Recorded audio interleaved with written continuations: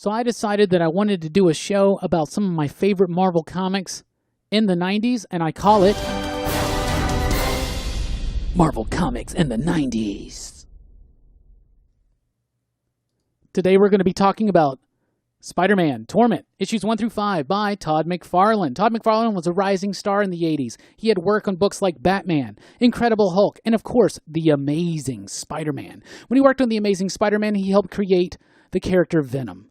Now, not only Venom, but his usage of the costume, big eyes, spaghetti webbing, differed just enough from the house style set by Romita back in the day. If you look at Romita's stuff, small eyes, thin webs, all that stuff, Todd McFarlane completely changed that with dynamic poses and perspectives, and no matter what you think about his artwork, it was definitely something new. Now, he was disappointed by his lack of creative input on Spider-Man, so he got to launch a new title, Spider-Man. The first story was Torment. It was a big, bloody gore fest, basically, of the time, with Spider-Man versus the Lizard. Spider-Man vs. the Lizard, it was dark, it was brooding, it had a very, very dark tone that threw a lot of people off. It introduced Calypso. I don't know if it introduced her, actually, but the Calypso with the former companion, it sold 2.5 million copies, in particular because there were variant covers, capitalizing on that spec market. It came out in 1990, and some retailers actually refused to carry it because it was very dark, very gory, very R-rated at times, especially for what it was doing at the time. So it caused some controversy, but it got a lot of people excited. People love Todd McFarlane. Editorial and retailers, though, kept complaining about the dark tone of the book, and it pissed Todd McFarlane off. He got tired of redoing things, redrawing things. There was an issue number 16. That was the final issue right there before he left Marvel and started Spawn and Image Comics. So that's what I recently reread. I love it. I think it's great. It came out in 1990, so I thought the best way to start Marvel in the 90s was with not just Todd McFarlane, the Todd father, but one of their first big smashing successes of the 90s. 2.5 million copies of number one sold. You can't even dream about that right now. That's not even an option in the comic book market. What was it? C.B. Cebulski said something last year where we're gonna have a comic book hit 1 million. No, you're not. You're not at that level. There was so much hype. Now, a lot of it was fueled by speculation, but it was also just fueled because people really liked Todd McFarlane. Now, as I was saying earlier, I've become recently a Todd McFarlane fan because going into Spawn as a fan of Spawn and focusing on what I like, I'm getting to see what people like about Todd McFarlane's artwork. Todd McFarlane's artwork is dynamic. It's kinetic, but there are problems with it.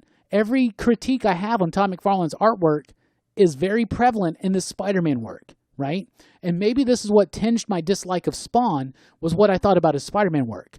It's so cluttered. People always say he's got detailed artwork. He does, but sometimes his detail is just hiding his mistakes in composition in particular. Some people have gone so far as to say that Todd McFarlane's never actually learned how to tell a story through the comic book page. I don't think that's true. Some people think his writing is a bit pretentious, especially in the Spider-Man run and into the Spawn run. Todd McFarlane's not the best writer, but he knows what makes a comic book exciting. He really does. I recently reread them. There's my issue 1. I got the silver. I've never gotten the gold. Maybe one day. There's number 2. And here's the thing. Sometimes the characters look wonky. Sometimes he takes a lot of shortcuts. Sometimes he's hiding mistakes with fake detail. Well, I can't really fault him for that because everybody does that. Y'all know I'm a huge Jack Kirby fan. Jack Kirby did that all the time. Strip Panel Naked, one of the best comic book YouTube channels out there, did a whole thing about Jack Kirby's style and how Jack Kirby developed his style specifically because it was a shortcut. There were shortcuts that he learned to make. Todd McFarlane's done that too. He does throw a lot of intricate detail in there at the expense of things like composition. He doesn't have the best page composition, I'll be honest with you.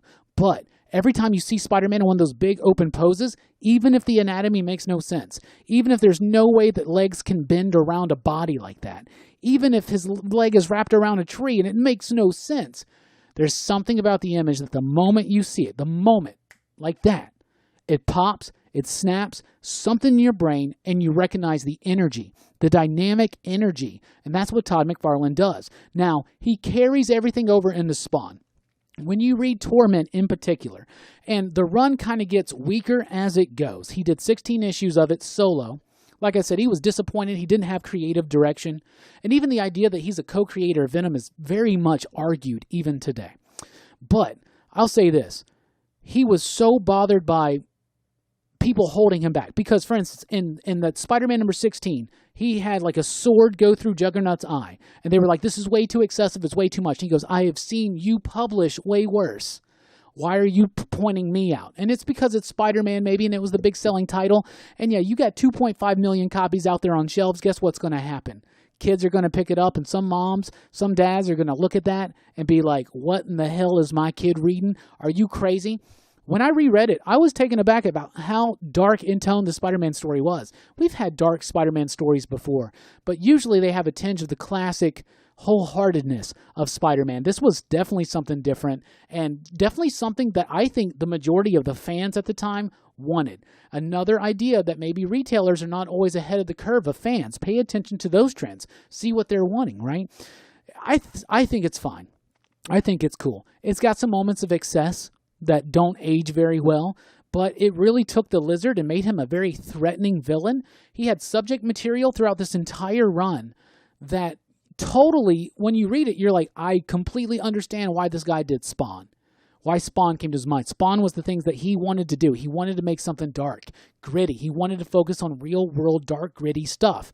And he was able to do that with Spawn. He was hindered on Spider-Man, but he got to be a little bit more free with his own title. I think the first 5 issues are the best. The Hobgoblin story is pretty decent. The X-Force story is just terrible in my opinion. But at that point, Todd had checked out. He was late on the book at times, and it seems when Todd's not happy, he's not productive. Back in the Amazing Spider-Man days, he wasn't happy about his lack of creative control of the direction of the plot and story, so he started missing issues. They had to bring in fill-in artists, so they gave him his own book. He got unsatisfied with that, dissatisfied, I should say, and what happened? He jumped ship and went and did Spawn.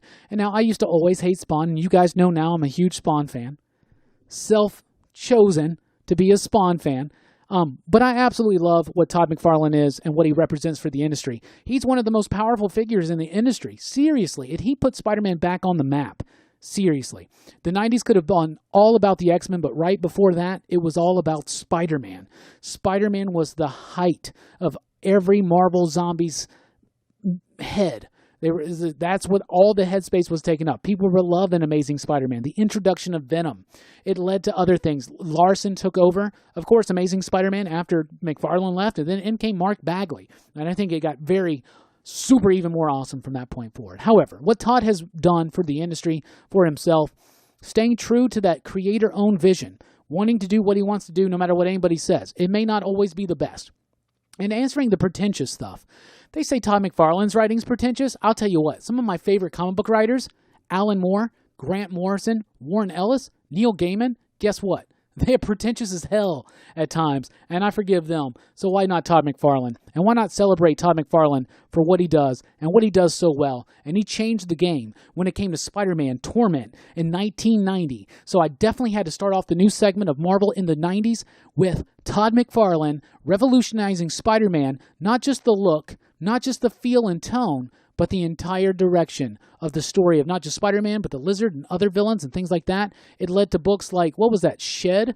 What was that the name of the story? The really dark one with Chris Picciolo, Joe Kelly, where the Lizard finally eats his kid. Come on, man. This all starts with Todd McFarlane pushing those boundaries, and I applaud him for it. And that was the first segment we called Marvel in the 90s.